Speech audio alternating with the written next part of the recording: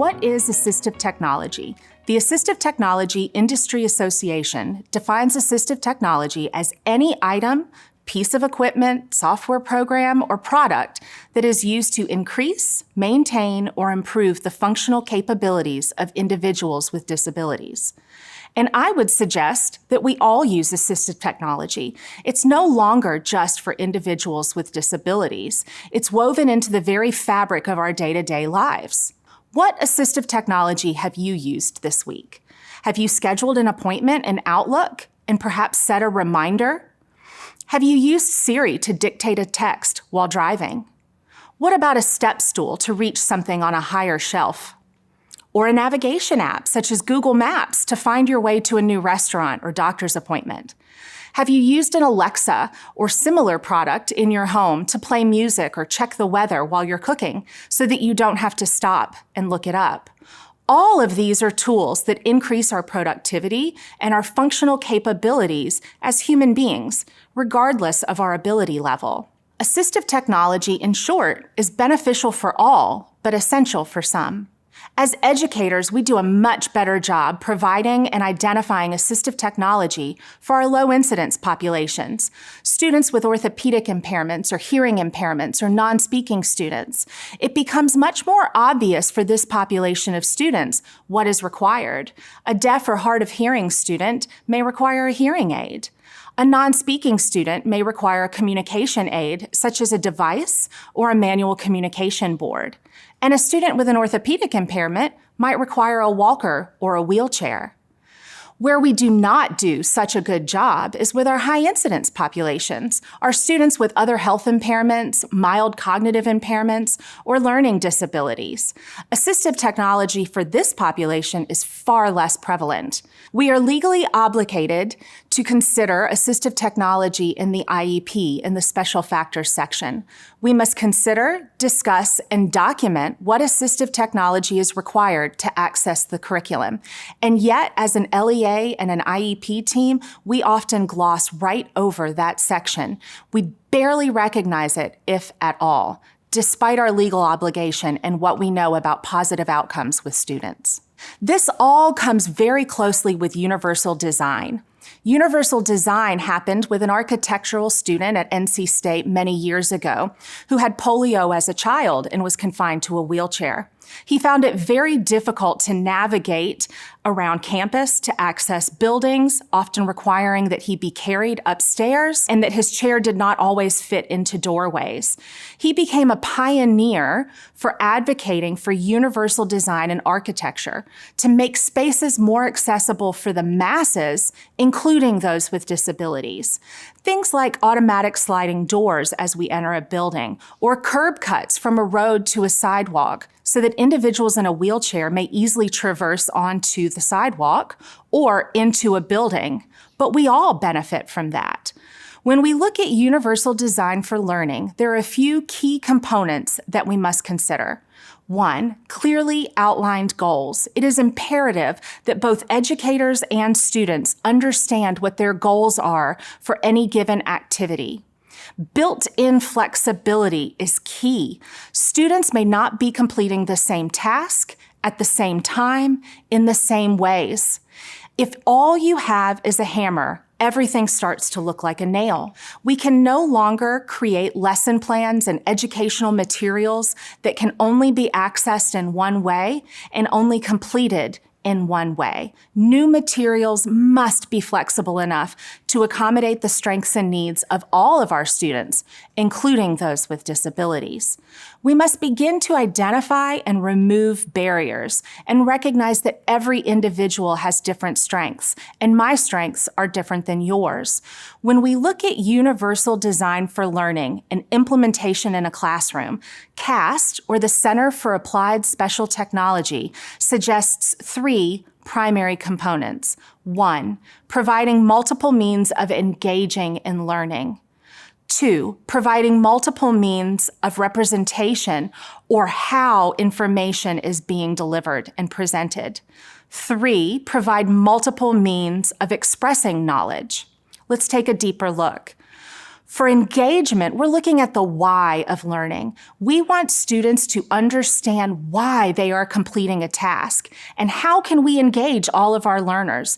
How can we recognize what their strengths are and what their interests are, and then provide students with the options to make choices in completing activities that play to those strengths and those interests, and be sure that they clearly understand what our goals are.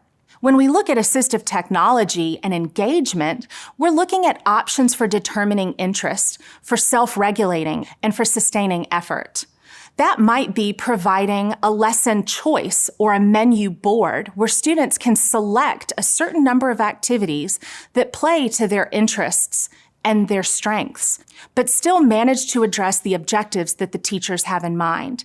It might be turning on closed captioning. You can open a blank presentation in PowerPoint or Google Slides, turn captioning on, and it will capture in live time the text that the teacher is saying for a student that perhaps needs to reinforce by reading, those students with auditory distractions.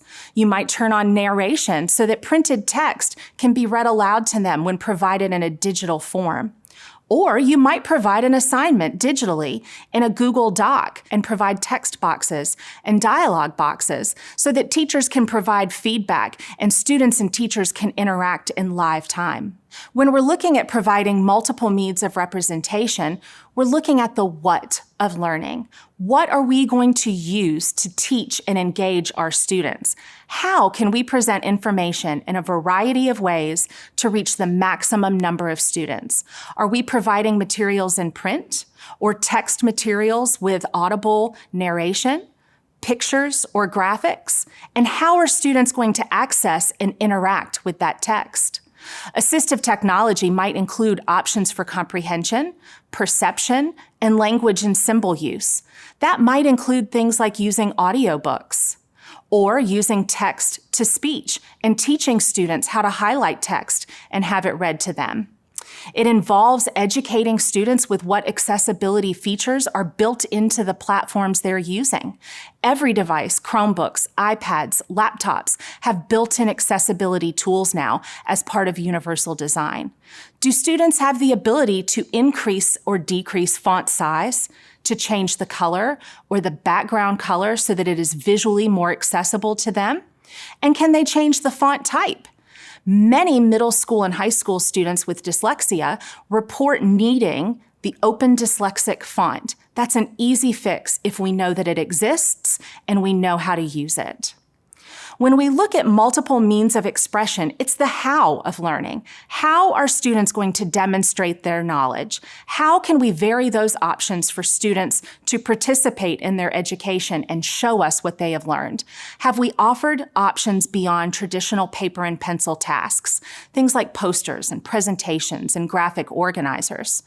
With regard to assistive technology and expression, we're looking at options for physical action and expressive skills and executive functions.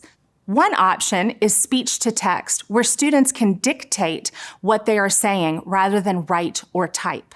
This is great for students that have great ideas, but perhaps struggle with the form of writing, the process of writing. This can be as easy as teaching a student and a teacher how to turn the microphone on their device or tablet. Perhaps a student needs a touch screen or a stylus or an alternative keyboard with enlarged keys or an on-screen keyboard. Teaching students how to use spell check and grammar check that are already built into their devices and word prediction for the struggling speller. These are all assistive technology tools that can be used for expression. This can be an overwhelming task.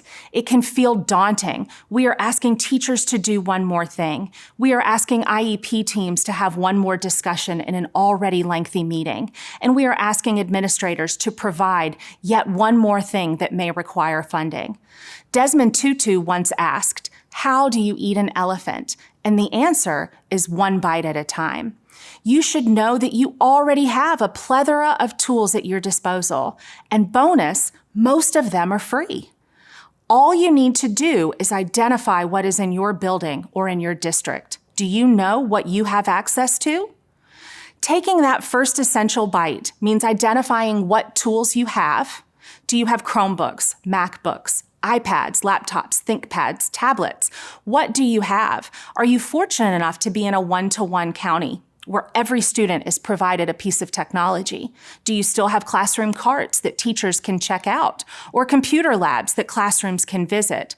What tools do you already have? That next essential bite begins by conducting IEP team discussions as to what assistive technology is required. As an administrator and the LEA on IEP teams, it is imperative that we don't skip over that special factors section and that we engage in real conversations. And when we identify what assistive technology tools a student needs, that we document those. And those decisions must be driven by data. When it comes time to document a piece of technology on an IEP, because we've determined that it is essential, it's important to keep in mind that you are going to document the type of tool rather than a specific product name.